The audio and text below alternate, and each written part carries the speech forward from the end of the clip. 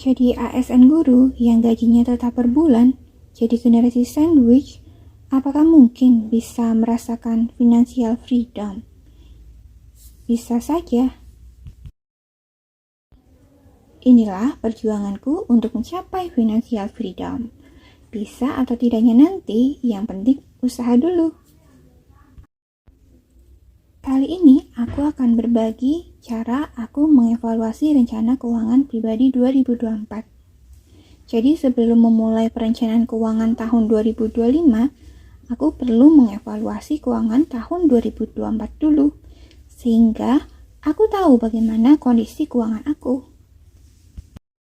Jadi aku bisa mengetahui apa yang harus diperbaiki untuk tahun depan. Mari kita mulai saja. Aku sudah membuat tabel finansial check up. Cantik ya? Sebelum aku mulai, aku ingin mengucapkan terima kasih untuk Suama dan kawan-kawan kelas 10-4 yang sudah memberikan buku jurnal yang cantik ini. Sangat berguna sekali buat Bu Zara. Thank you. Oke, aku akan mulai dulu mengecek aset liquid aku atau dana darurat yang aku punya. Tujuan aset ini adalah untuk keperluan harian atau dana darurat di luar budget bulanan. Jadi aset yang bisa digunakan sewaktu-waktu. Ini bisa berupa tabungan atau uang simpanan, bisa di reksadana pasar uang atau ATM atau di tabungan yang lain.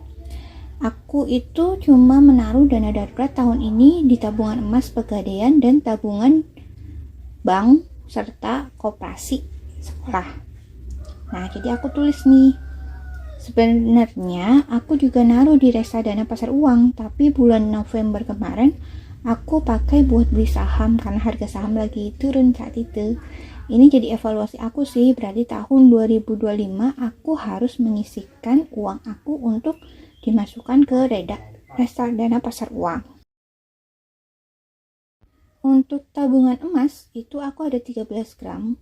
Jadi saat aku beli itu 2 tahun yang lalu, saat aku masih guru honorer, jadi aku menyempatkan uang honorku yang sedikit itu untuk beli emas yang harganya tuh saat itu 800 sampai 1 juta per gram.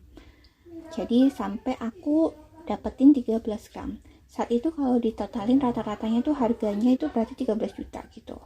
Nah sekarang tahun 2025 ini aku cek lagi itu harganya udah sampai 1 gramnya tuh 1.390.000-an gitu. Saya 1.400.000 lah gitu. Jadi kalau dijumlahkan itu berarti sekarang harga emas 13 gram itu 18 juta. Jadi ada keuntungannya gitulah. Keuntungannya lumayan ya, 5 juta. Nah, untuk lebih lengkap tentang investasi emas, kamu bisa menonton videoku di link yang ada di deskripsi video nanti. Video ini ya. Jadi bagaimana caranya aku bisa nabung emas dan bagaimana caranya awalnya. Nah, itu bisa kalian tonton di situ. Nah, setelah itu aset liquid ini ditotalkan aja, ditulis. Kamu jadi tahu aset liquid yang kamu punya sekarang. Oke, selanjutnya aku cek aset personal atau aset yang dibeli untuk dinikmati diri sendiri. Jadi aset ini biasanya tuh harganya akan turun dengan berjalannya waktu gitu. Aset ini contohnya ada rumah, tapi aku nggak punya. Terus belum punya. Terus ada mobil, aku juga belum punya. Nah, aku cuma punya motor, perhiasan, dan laptop. Nah, itu kalian tulis aja di tabel ini. Lalu kamu mengira-ngira harganya jualnya sekarang. Gitu. Lalu ditotalkan. Sudah? Lanjut ke aset terakhir adalah aset investasi. Aset ini dikembangkan nilainya, jadi ini berkembang nilainya dan digunakan untuk mencapai tujuan keuangan. Misalnya di obligasi, saham, deposito, dan sebagainya. Tahun ini aku rajin banget belajar investasi, terutama investasi saham. Tahun sebelumnya ketika jadi guru honorer, aku tuh belajarnya investasi emas kan. Nah, sekarang aku fokus ke investasi saham. Awalnya takut sih, tetapi aku memulai dengan menaruh di obligasi. Obligasi SBN ini kayak kita tuh ngutangin negara gitulah dan mendapatkan timbal hasil atau disebut kupon tiap bulannya. Dibandingkan saham, obligasi lebih aman karena tidak akan ada kerugian. Dan uang yang ditaruh itu aku bakalan dapat komisi 6,1% per tahun, dan aku ambil jangka waktu 3 tahun aja sih, kan coba-coba. Tahun ini loh aku baru mulai saham. Nah, kenapa lebih memilih obligasi dibandingkan deposito? Nanti kita akan bahas kapan-kapan saja. Ini benar-benar menjadi habit yang berguna buat rencana keuangan aku sih. Jadi ini apalagi aset sahamnya aku udah mulai lumayan karena aku tabunganku tak masukin ke situ. Jadi investasi ini tuh bisa membuat kita tuh dapat passive income gitu. Jadi dengan aku menambah portofolio saham, itu aku bisa dapat dividen ataupun capital gain ketika jual saham. Begitu.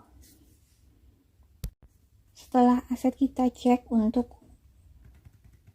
kita totalin semuanya, nah kita akan jadi tahu jumlah aset kita berapa tahun 2024 kemarin. Nah, setelah kita tahu tuh aset kita berapa, kita akan lanjut ke tabel berikutnya, yaitu tentang utang. Nah, ini ada 2 utang jangka pendek dan utang jangka panjang. Tapi alhamdulillah di tahun 2024 itu aku tidak punya utang, karena prinsipku tuh nggak boleh utang. Kalau mau sesuatu ya harus sabar dan harus usaha nabung gitu. Selanjutnya aku akan menghitung kekayaan bersih. Tinggal jumlahkan semua aset dan dikurangi utang. Aku sudah tahu asetnya sekarang. Lanjut untuk mengetahui rata-rata pemasukan tahun 2024. Jadi pemasukan ada 2, yaitu active income dan passive income. Kita buat tabelnya. Nah, di active income ini adalah uang yang kita dapatkan di tahun 2024. Nah, aku punya uang yang jelas itu adalah gaji guru, tunjangan guru, tamsil yang jumlahnya tetap seperti itu, ASN. Jadi ketika ini tuh gaji utama ASN guru ya. Lanjut, tahun ini aku juga jadi praktisi mengajar Kemendikbud, dapat honor dan menjadi pemenang lomba untuk GLN dan Balai Bahasa Jawa Tengah, dan itu juga dapat honor. Lumayan. Nah, selain itu aku juga punya pendapatan dari YouTube 11 juta tahun 2024. Nah, oke, tinggal ditotalin.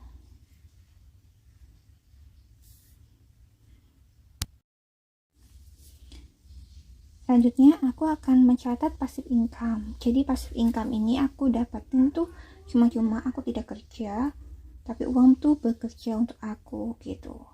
Dan uang datang gitu lah. Nah, ini aku baru belajar loh tahun ini 2024. Nah, aku dapat dari kupon obligasi yang aku udah ceritain tadi. Nah, terus dividen saham-saham yang aku punya. Jadi aku tulis tuh dividennya banyak. Ada ini, ada saham ini. Aku catat semuanya. Terus ada keuntungan dari reksadana pasar uang yang aku bilang tadi awalnya tuh buat dana darurat, tapi malah aku pakai gitu karena cepet banget cairnya. Dan keuntungan dari jual saham atau capital gain. Lalu aku juga mencatat kerugian dari cut lossnya sahamnya aku. Jadi bukan main ya, investasi saham itu emang ada rugi ada untungnya, tapi kalau mau untung terus pakai aja obligasi, walaupun ya dapatnya dikit, nggak sebanyak kita beli saham gitu, investasi saham. Oh iya, walaupun aku memperlihatkan saham-saham yang aku punya, aku tidak merekomendasikan untuk beli ya. Kalian harus belajar dulu tentang saham sebelum beli sebuah emiten saham gitu. Jangan ikut-ikutan aku, nanti kalian menyalahkan aku gitu. Nah, kalau kalian ingin tahu tentang saham atau ingin aku berbagi bagaimana pengalamanku belajar saham, kalian boleh tuh komentar di kolom komentar ya, mau belajar gitu. Nanti aku jadi semangat bikin video yang lain tentang saham. Oke, sekarang tinggal totalin aja pendapatan aktif dan pasif, lalu dikurangi dengan utang kalau ada, kalau enggak dikurangi kerugian. Nah, hasilnya kira-kira itu pendapatan tahunku ini segini. Lumayan besar ya, wow. Alhamdulillah. Nah, tapi kan pengeluarannya belum. Terakhir harusnya ada kolom pencatatan pengeluaran selama 2024.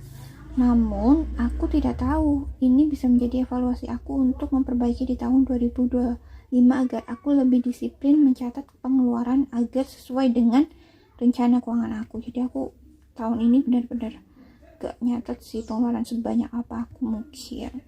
Nah, tapi kalau dilihat dari asetku yang bertambah dari tahun 2023 sekitar 50%, tapi kalau dilihat dari asetku yang bertambah dari tahun 2023 sekitar 50% di 2024, berarti rencana keuanganku tahun 2024 itu cukup bagus. Begitulah cara aku mengevaluasi rencana keuangan tahun 2024. Setelah video ini, aku akan share evolusi rencana keuangan aku tahun 2025 dalam usaha ASN menuju financial freedom. Aku pengen banget masa tua aku tuh aman, tentram, nyaman kayak gitu, dan tidak menyusahkan anak. Termasuk goal apa yang akan aku inginkan dan bagaimana aku merencanakannya. Jadi tunggu ya video yang lain. Jangan lupa like, komen, dan subscribe, dan bagikan video ini. Sampai jumpa lagi. Assalamualaikum.